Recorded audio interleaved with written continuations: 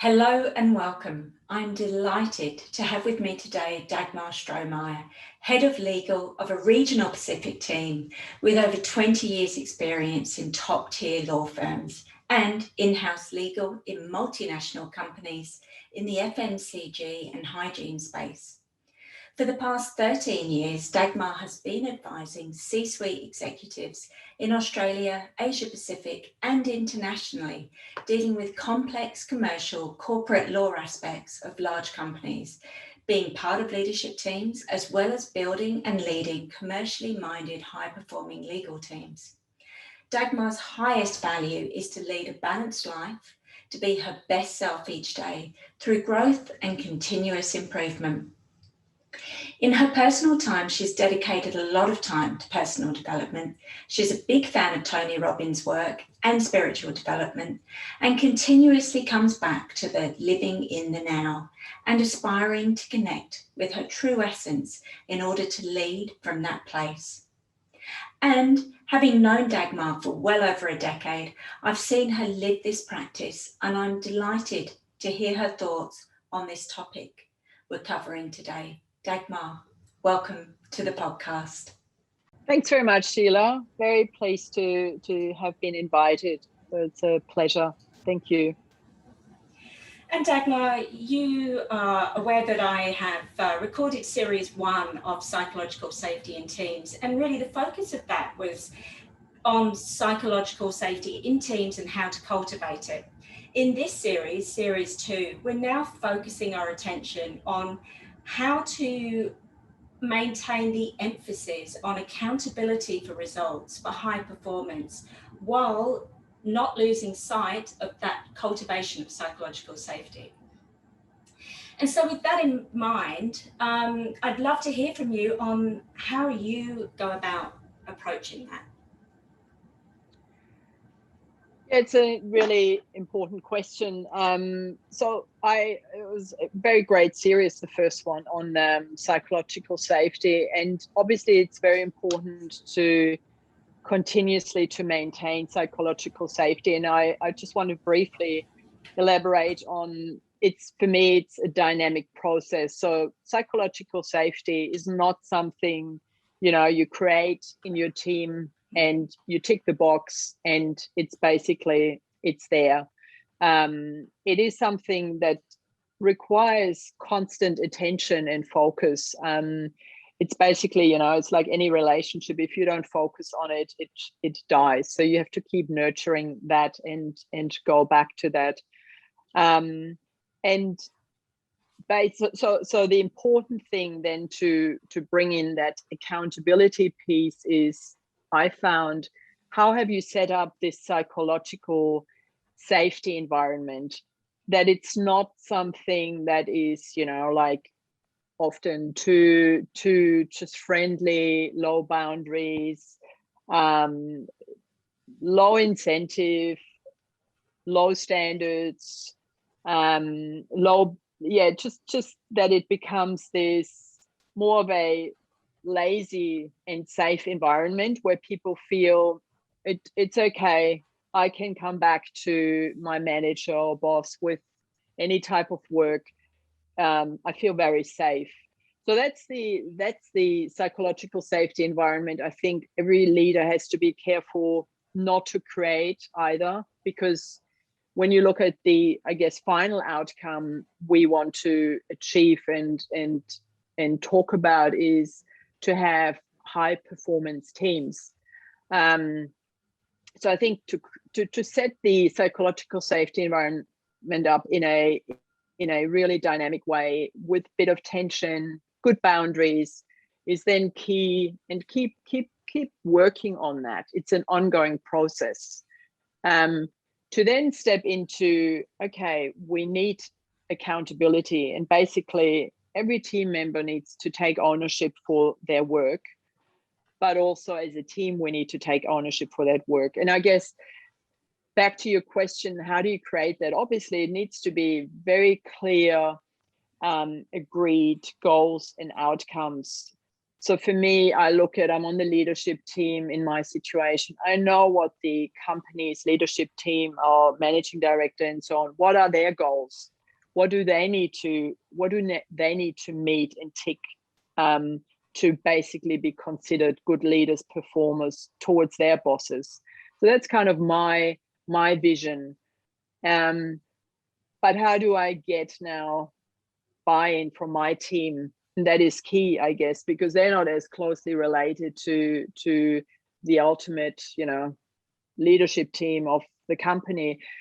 And what I generally do is to get their engagement and buy-in, which is a key piece for accountability, to achieve that standard. Because accountability on its own is like, you could say, someone does their work, comes back, it's not been done properly, but they say, I'm really sorry. Yeah, I'll do it again.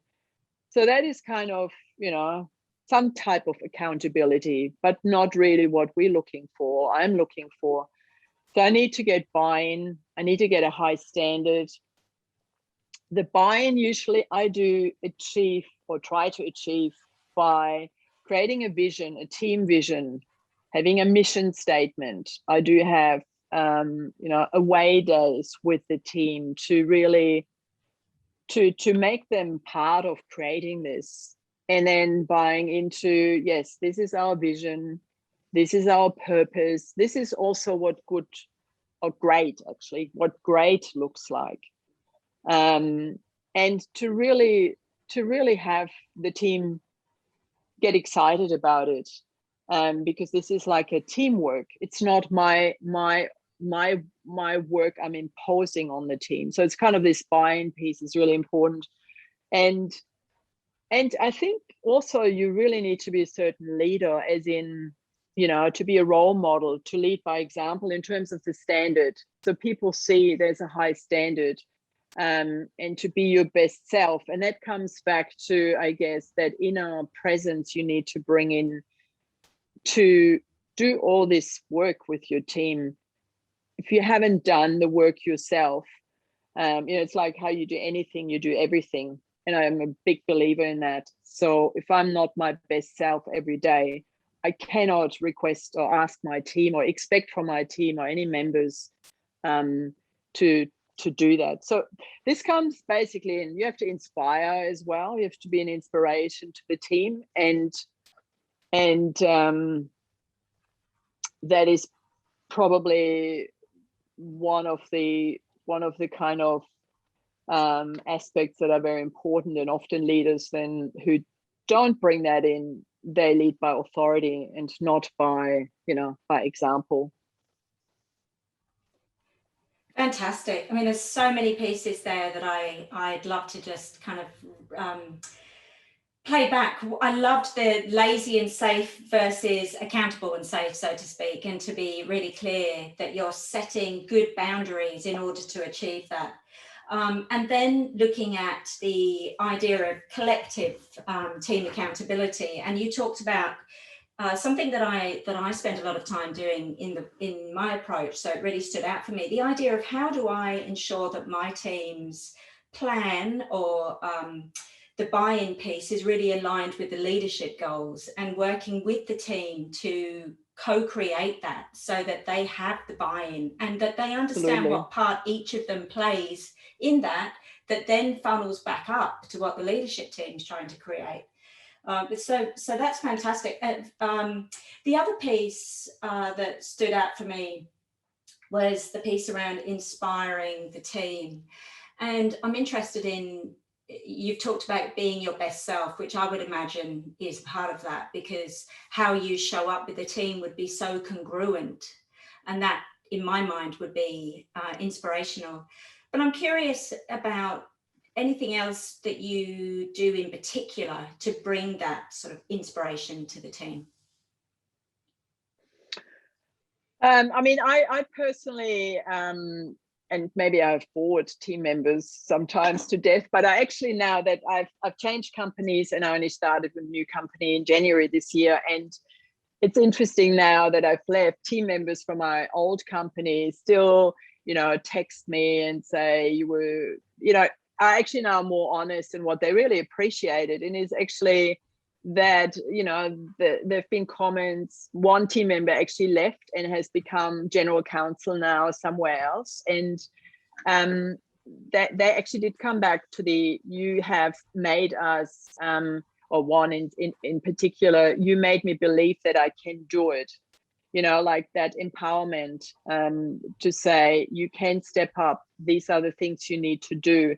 So really, I guess work with each member and see where they are, and often I bring in I do bring in, like, from Tony Robbins, from my personal development and spiritual developments, I do bring in certain snippets or some quotes, or, you know, just because I do believe, I don't think you can separate, to be an authentic leader, you can separate, you know, like your life areas. Like, I think it's kind of all interconnected, and so yeah, I've shared a lot of my personal development experiences, and I've really made them feel a really valued team member. Yeah, fantastic. So it's really about understanding the individual team members so that you can adapt and adjust how you support them and empower them and recognize them based on what's needed for them. And what I'm also hearing you do there, Dagmar, is to be curious if they're not showing up in the way that you would imagine they would be, rather than just assume the worst. It's actually to be curious. I wonder what's happening for this person, and to support them in that. Fantastic. Anything else there that you'd like to add in terms of how you're going about building accountability across the team while cultivating psychological safety?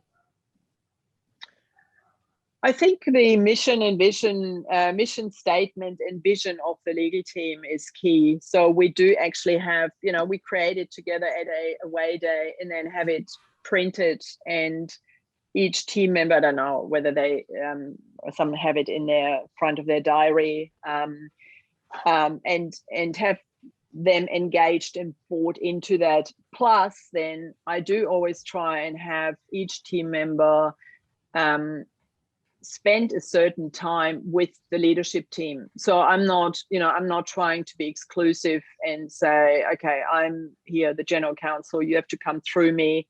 There's various matters I intentionally let the team members deal with the, like, managing director directly.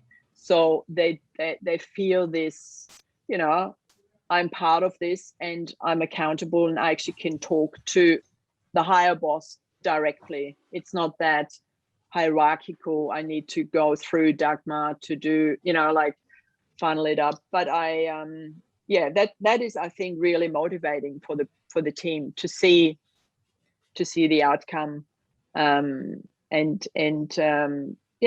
feel kind of empowered to do that.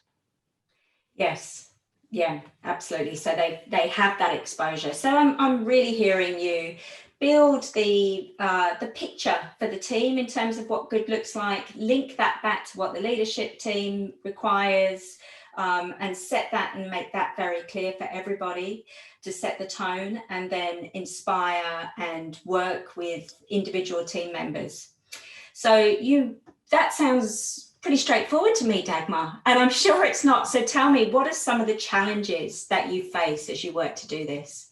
I guess the challenge has been, this is all, it sounds very nice, easy, straightforward. And as you're aware, when I get pressure from the managing director or group general counsel in the UK, things get busy that, you know, I do, then I'm under time pressure myself. So it's, you start sometimes neglecting these basic check-ins, and I think that is another challenge when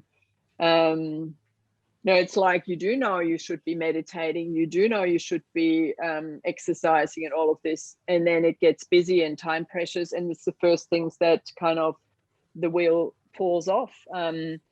So that is definitely time pressure, business pressure, some emergencies happen in the company, where you constantly have to sit back and say, have I really spent enough time with, focusing on these basic rocks I have to put in to maintain a good team culture.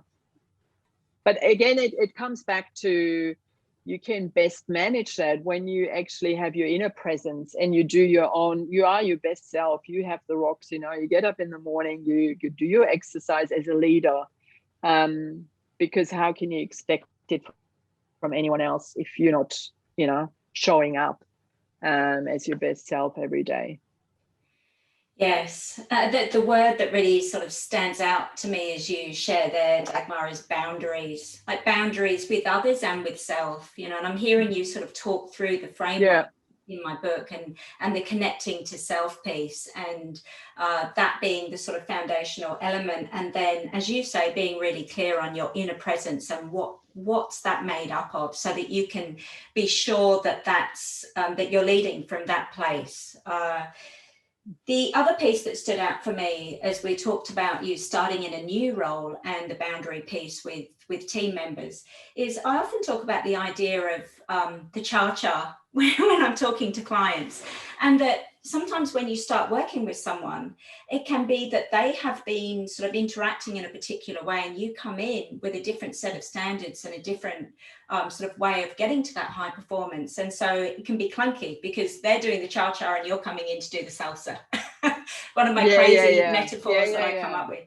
And sometimes that can take a while to adjust. But what I'm hearing you do is be very clear and intentional, not only from an inner perspective, but also the leadership presence piece. How do you then project that outwards? How are you communicating with others to ensure that they're clear about what's needed and what's expected of them? Which in my mind really supports that psychological safety, because as a human being, if we know what the boundaries are and what's expected of us, we may try and kick up against them, but when they're sort of faltering, that can actually make us feel uncomfortable, but also safe. And then the check-in piece, it's so interesting, isn't it? It can be the first thing to kind of, you want to just stay focused on the result and lose sight of the human connection. And it's such a daily practice to stay in that space. I recall working with a senior leader who would say the more that he felt he was getting into that space in high stakes situation, he would force himself to put his pen down, stand up from his desk and go and do a 5-minute walk around the block, a really quick one, and come back, because it would get him reset again. Otherwise he'd go down a rabbit hole. And it's, I think the connecting to self and the inner presence piece really helps you when you get into that high stakes situation. It's what I'm hearing you share there. Yeah, no, absolutely. I was just thinking, it's like back to meditation. It's like, I think it was like the Buddha someone said, I'm too busy to meditate. And then the answer was, well, then you should be meditating all day. It's that when you really stressed and busyness is such a unproductive state, sometimes, and also where you can make mistakes. So I think with team members, I catch myself, I have weekly catch-ups with the team members, and sometimes I'm tempted and I think, I kind of approach and say, my first question is, do you have anything kind of you want to discuss? And sometimes I think, okay, if there's nothing to discuss, maybe we can just cut it short to 10 minutes today, just check in. To get our time back. Yeah, exactly, to get time back. And then I think, no, it's not the right, to get time back when checking in with your team members is actually you're depriving yourself of investing in what you need to really keep your kind of finger on the pulse, because very quickly, and I've done that in the past and said, okay, can we also rescheduling catch-ups with the team members, once you get into that habit, because you wouldn't do it with the CEO or the MD, obviously, but then you get into a habit and your team member, oh no, they are, you have another hour with team member A, and you think, okay, no, I'm busy with this, and can we reschedule? It's just important to really to make them feel important, and an appointment, unless there's an emergency, but really an appointment you want to keep or have to keep as a priority. It's the human connection piece, right? It's the human connection, and ultimately that's what everything is built on. It is relationships. It is, the rest is just technical stuff, really.